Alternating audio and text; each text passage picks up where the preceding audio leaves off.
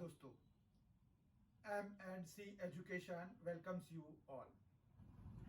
M&C education YouTube channel आप सबों का बहुत बहुत स्वागत करता है। आज के इस वीडियो सेशन में हम प्रोबेबिलिटी करने जा रहे हैं, जो कि क्लास 12th टर्म 2 का सिलेबस है। क्लास 12 टर्म 2 का सिलेबस है।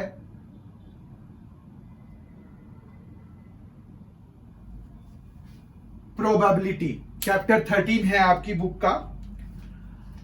तो प्रोबेबिलिटी में हमने ये जो प्रोबेबिलिटी का तीसरा वीडियो है, पहले वीडियो में हमने कंडीशनल प्रोबेबिलिटी किया, दूसरे में हमने multiplication theorem on probability and independent events किए, और आज की क्लास में हम दो चीजें करेंगे। वो दो चीजें हैं Bayes theorem and total probability. Bayes theorem हम करेंगे, और बेज थ्योरम के लिए हमें टोटल प्रोबेबिलिटी की जरूरत होती है, तो हम उसको भी करेंगे। तो हम आज के सेशन में दो चीजें करेंगे, टोटल प्रोबेबिलिटी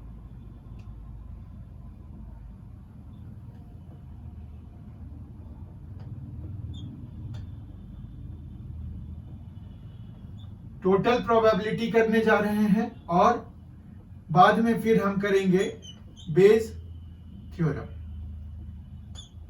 ये दोनों ही टॉपिक्स बहुत ही इंपॉर्टेंट है। ये दोनों ही टॉपिक्स बहुत ही इंपॉर्टेंट हैं from your examination point of view और any examination point of view. जैसे कॉम्पिटिटिव एग्जामिनेशंस में भी इससे रिलेटेड क्वेश्चंस आपको पूछे जाते हैं, और सीबीएसई में तो ये पूछे ही जाते हैं। इससे आपको बड़े क्वेश्चंस भी बनते हैं और छोटे क्वेश्चंस भी बनते हैं। इस लिहाज से भी ये दोनों टॉपिक्स बहुत ही ज्यादा इंपॉर्टेंट हैं। बहुत ध्यान से देखिए और वीडियो को बहुत अंत तक देखिए। अंत तक आप देखेंगे तो ही आपको पता चलेगा कि एक्चुअली आपको क्या मैसेज कन्वे करने की कोशिश की गई है। इसीलिए अंत तक बने रहिए ताकि आपको पता चले कि कंटेंट्स एक्चुअली हैं क्या। टोटल प्रोबेबिलिटी को समझने के लिए हम एक एग्जांपल लेते हैं। टोटल प्रोबेबिलिटी के लिए हम ऐसा कर सकते हैं कि मान रखिए हमारे पास जो है, हमारे स्कूल में, आपके स्कूल में दो टीचर हैं, ए और बी। ठीक है। किसी एग्जाम में कोई पर्टिकुलर, चाहे यूनिट टेस्ट हो, चाहे टर्मिनल टेस्ट हो या फाइनल टेस्ट हो, उनमें इन दोनों टीचर के क्वेश्चंस सेट करने की प्रोबेबिलिटी, क्वेश्चन सेट करते हैं, आपको भी पता है, आप भी बात करते हैं कि इस बारी फला सर ने क्वेश्चंस बनाए हैं, इस बारी फला सर ने बनाए हैं इसीलिए डिफिकल्ट होगा, इस बारी उन्होंने बनाया है इसीलिए आसान होगा। तो आपको जो है ये पता होता है कि अलग अलग टीचर्स की बारी आती है क्वेश्चंस को सेट करने में। तो मान रखिए कि यहाँ पर जो स्कूल, आपके स्कूल में या किसी भी स्कूल में, किसी एक पर्टिकुलर स्कूल में दो टीचर्स हैं मैथ्स के, उनके पेपर सेट करने की प्रोबेबिलिटी है, एक की 60% ये पेपर सेट करने की प्रोबेबिलिटी है, और तो दूसरे का 40% हो जाएगा। ऑब्वियस सी बात है क्योंकि दो ही टीचर हैं। तीसरे होते तो फिर उनके हिसाब से ये डिस्ट्रीब्यूट हो जाता। फिर यहां पर एक और आ जाइए कि अगर ए सर या मैम पेपर सेट करते हैं तो बच्चों के पास होने की प्रोबेबिलिटी जो है वो है 90%। ठीक है। जब बी सर या मैम क्वेश्चन सेट करते हैं, पेपर सेट करते हैं, तो बच्चों के पास करने की प्रोबेबिलिटी है मात्र 40%। मात्र 40%। बच्चे ने टेस्ट दिया, बच्चा के पास होने की क्या प्रोबेबिलिटी है, अगर हम वो निकालेंगे तो मतलब हम टोटल प्रोबेबिलिटी निकालेंगे। ठीक है, ये है कि पेपर सेट करने की प्रोबेबिलिटी हो गई और ये हो गया कि पास करने की प्रोबेबिलिटी हो गई। ठीक है, बच्चा पास करेगा। अब बच्चा पास करेगा उसकी क्या प्रोबेबिलिटी है इस कंडीशन में, तो इस कंडीशन में बच्चे के पास करने की प्रोबेबिलिटी हम मान लेते हैं कि ई बी द इवेंट कि बच्चा पास कर गया। ठीक है, यहां पर हम लेट ई एक बनाएंगे, the student passes the exam, passes the paper कर लीजिए। ठीक है, फिर हम ए एक बना लेते हैं कि ए हैज सेट द पेपर। ठीक है, दूसरा हम बना लेते हैं बी एक इवेंट कि बी हैज, यहां पर ये लिखने की जरूरत नहीं है, B has set the paper.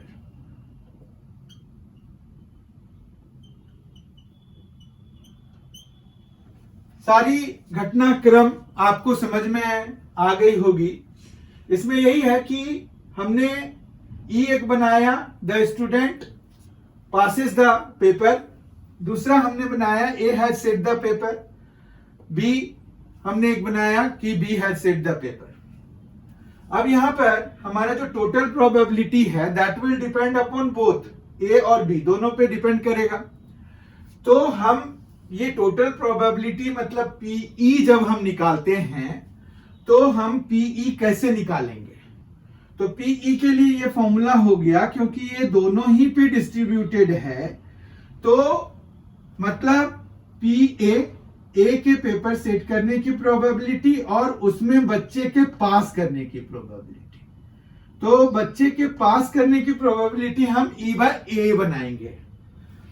मतलब इसको अगर आप पढ़िए, कंडीशनल प्रोबेबिलिटी जो very first video second term का 12th क्लास के लिए बनाया गया था, जो अपलोडेड है, जो आप 12th क्लास के मैथ्स के प्लेलिस्ट में जाकर के कभी भी देख सकते हैं, तो उसके हिसाब से यहां पर यह है कि ई बाय ए क्या हुआ, प्रोबेबिलिटी ऑफ ई मतलब student passes the paper given that A has set the paper. Conditional probability के हिसाब से हम इसको ऐसे ही पढ़ते हैं। अब ई जो है ना केवल ए पे डिपेंड कर रहा है, बी पर भी डिपेंड कर रहा है, तो हमें जो है बी के लिए भी यहां पर प्रोपोर्शनल चीजें जो भी हो रही हैं उनको यहां पर कंसीडर करने की जरूरत है। तो वो हम P B into P E by B लिख के कर सकते हैं। ठीक है, अब जो है यहां पर हम इनकी वैल्यूज लिखना शुरू करते हैं।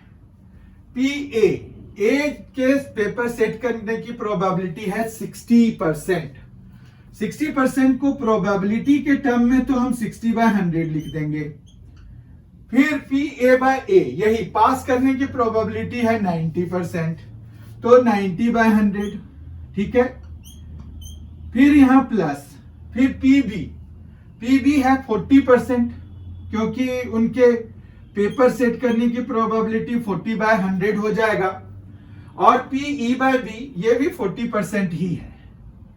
ठीक है, तो ये 40/100 लिख दीजिए आप। अब हमें इनको सॉल्व करना है टू ऑब्टेन कि अगर इस सिचुएशन में कोई बच्चा पेपर देता है तो वो पास कर जाएगा, इस बात की कितनी प्रोबेबिलिटी है, क्या पॉसिबिलिटी है। तो हम जो है इसको यहां पर देखिए 2 जीरोज आप कैंसिल करा सकते हैं, यह आ जाएगा 54/100, तो 0.54 लिख सकते हैं। प्लस यहां पर भी 2 जीरोज कैंसिल करा दीजिए, तो यहां पर 16/100 या 0.16 हो जाएगा। इन दोनों को जब हम सम कराते हैं तो 0.7 आ जाता है, 0.70 आ जाता है।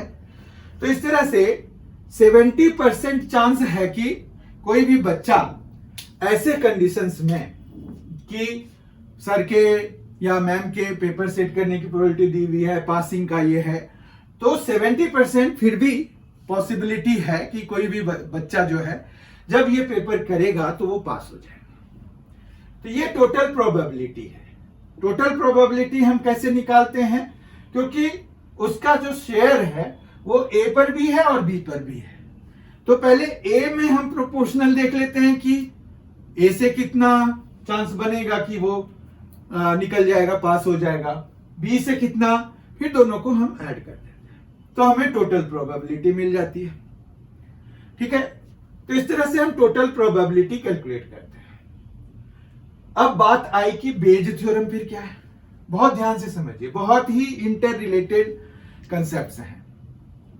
बेज थ्योरम को अगर हम बैक थ्योरम बोल दें तो कोई दिक्कत नहीं है। कारण यह है बोलचाल के लिए, ऐसे तो दिक्कत है क्योंकि बेज बहुत ही महान मैथमेटिशियन थे, तो हम जो है उनको सम्मान देने के लिए इस थ्योरम का नाम जो है बेज थ्योरम है। हम जो है बेज थ्योरम में क्या करते हैं, बैक प्रोबेबिलिटी निकालते हैं। बैक प्रोबेबिलिटी मतलब जो घटना पहले हो चुकी है वो हमें निकालना होगा और जो बाद में हुई है वो हमें दिया हुआ होगा। वो कैसे? बड़ा सरप्राइजिंग सा है पर इट इज ट्रू। क्या? अब जैसे इसी क्वेश्चन में देखिए, अगर आपको ये कहते हैं कि बच्चा पेपर पास कर गया, what is the probability that the paper was set by A. ठीक है, तो मतलब क्या हो गया कि बच्चा पास हो गया। What is the probability that the paper was set by teacher A, या फिर कहेंगे कि टीचर बी। तो वो बैक जाने वाली बात हो गई क्योंकि पहले पेपर सेट होगा, फिर बच्चा पेपर देगा, फिर बच्चा पास होगा। लेकिन यहां क्या हुआ, उन्होंने बता दिया कि बच्चा तो पास हो चुका है। अब बताइए कि भाई ए टीचर ने पेपर सेट किया था, तो ये बैक प्रोबेबिलिटी हो गई। यही है हमारा बेस थ्योरम। तो हम इसके घटनाक्रम को अगर देखें तो ये यहीं से बन जाएगा। कैसे बन जाएगा? मतलब हमें बेसिकली क्या निकालना है, आपको आइडिया लग गया होगा कि हमें निकालना है कि what is the probability the paper was set by teacher A given that कि द चाइल्ड या the student has passed the paper. ठीक है, तो हमें बेसिकली यहां पर क्या निकालना है, P passed the paper और A has set the paper. A has set the paper given that student has passed the paper। मतलब हमें A by E निकालना है। अब बेस थ्योरम के हिसाब से आप जो भी करेंगे वो फॉर्मूला हम अभी देखेंगे कि क्या है। अगर हमने कंडीशनल प्रोबेबिलिटी के हिसाब से किया तो बताइए कि क्या होगा। कंडीशनल प्रोबेबिलिटी के हिसाब से अगर हमें यह निकालना है कि बच्चा पेपर पास कर गया और ए ने पेपर सेट किया है, उसकी क्या प्रोबेबिलिटी है, तो पी ए बाय ई हमें निकालना है। और कंडीशनल प्रोबेबिलिटी के हिसाब से हम इसको पी ए इंटरसेक्शन ई करेंगे और अपॉन में पी ई करेंगे। ठीक है, फिर हमने दूसरे वीडियो में ये कवर किया है, दूसरी क्लास में हमने ये कवर किया है कि पी ए इंटरसेक्शन ई कितना होता है। पी ए इंटरसेक्शन ई होता है P A into P E by A. ठीक है, और अपॉन में पी ई होता है। ठीक है, तो यही फॉर्मूला हमारा बेज थ्योरम का हो गया।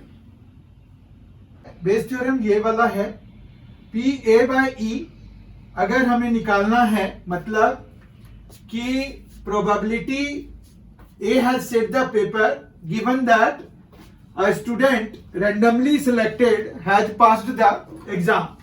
तो हम जो है बेस थ्योरम का यूज करते हैं। Bayes theorem basically back probability निकालने जैसा है हमारे पास, ठीक है। और इसके लिए अब जो यहाँ पर डिनोमिनेटर में जो है आप देख रहे हैं, तो ये टोटल प्रोबेबिलिटी ही है। तो आप देखिए ये पीई टोटल प्रोबेबिलिटी है। इस तरह से हम बेस थ्योरम का एक पूरा फॉर्मूला लिख सकते हैं। और अगर हमें ये पता करना है कि क्या होगा इसकी प्रोबेबिलिटी, मतलब वैल्यू हम अगर निकालेंगे, तो सीधा सीधा ये ले लीजिए कि a into P E by A हमने ऑलरेडी यहां कैलकुलेट किया हुआ है, यही है 0.54 और फिर 0.70, ठीक है। तो अगर हम इसको सॉल्व करें तो 54/70 करके भी सॉल्व कर सकते हैं। ये आ जाएगा 27 और ये आ जाएगा 35, ठीक है। और 27 और 35 हो गया, और आपस में ये फिर अब अगर कैंसिल नहीं हो रहे हैं तो कोई बात नहीं, 27/35 will be the required probability की teacher A has set the paper given that a student randomly selected has passed the paper, ठीक है। तो एक बारी हम और देख लेते हैं, रिकैप कर लेते हैं कि इसका जो मेन फॉर्मूला है वो किस तरह से बन सकता है, मतलब कैसे हमें यूज करना है।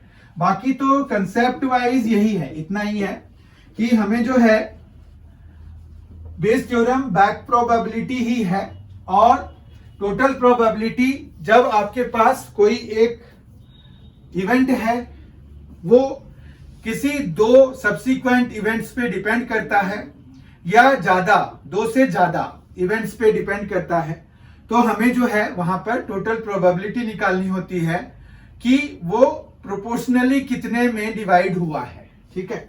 तो इस तरह से अगर मान रखिए कि हमारे पास ए एक मेन इवेंट है, ठीक है। अब वो जो है ए जो हो रहा है वो हमारे पास E1, E2, E3 इस तरह से अभी हम 3 ही लेके चलते हैं। तो हमारे पास जो है यहां पर जैसे क्या हुआ कि ये teacher A has set the paper, teacher B has set the paper, teacher C has set the paper, इस तरह का ये E1, E2, E3 हो गया। और A जो है ये हो गया पास वाला, ठीक है। तो मेन इवेंट अगर हमने A माना हुआ है, बाकी E1, E2, E3 ये जो है इन सभी का कोई न कुछ कंट्रीब्यूशन है इसमें पास करने में। तो हम जो है फिर कैसे टोटल प्रोबेबिलिटी का लिखेंगे, तो टोटल प्रोबेबिलिटी मतलब PA निकालना है। तो PA हम कैसे लिखेंगे, तो यहां पर हम लिखेंगे कि PE1 इंटू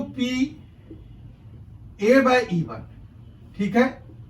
फिर plus PE2 into PA/E2 and plus PE3 into PA/E3, ठीक है। ये हो जाएगा। अब मान रखिए कि यहां पर फोर्थ भी होगा तो यहां भी फोर्थ जो है हमें ऐड करना पड़ेगा। तो ये हो गया टोटल प्रोबेबिलिटी के लिए, ठीक है। This is for total probability, ये टोटल प्रोबेबिलिटी के लिए है। और बेज थ्योरम के लिए फिर हमारे पास क्या आएगा, तो बेज थ्योरम के लिए हमें जो है जैसे PE1/A निकालना पड़ेगा। तो PE1/A अगर हमें निकालना है तो उस हिसाब से हमें क्या करना पड़ेगा, तो PE1 intersection A bye PA करना पड़ेगा, ठीक है। ये कंडीशनल प्रोबेबिलिटी से हम ये फॉर्मूला लिख सकते हैं। और उसके बाद हम जो है इसको मल्टीप्लीकेशन थ्योरम ऑन प्रोबेबिलिटी लगा करके PE1 इंटू PA/E1 कर सकते हैं। और डिनोमिनेटर में PA के लिए हम ये पूरा कॉपी कर सकते हैं। तो हम जो है यहां पर इसको ऐसे नोटेशन में भी लिख सकते हैं, sigma PEI into P A by E I, ठीक है। और यहां पर i इज इक्वल टू 1 से हम 3 ले लेंगे, अगर 3 है हमारे पास तो ये फिर हमारा किसके लिए हो गया, ये हमारा हो गया बेज थ्योरम के लिए। तो यही इतना ही है हमारे पास बेज थ्योरम और टोटल प्रोबेबिलिटी का कंसेप्ट। बाकी जब हम क्वेश्चन सॉल्व करेंगे तो हम जो है और इसके बारे में क्लैरिटी हासिल करेंगे। अगर आपने M&C एजुकेशन यूट्यूब चैनल को सब्सक्राइब नहीं किया है तो आप जरूर कर लीजिए, ये आपके लिए फायदे का रहेगा। बहुत ही जल्द हम मिलेंगे। Thank you, thanks a lot, enjoy yourself.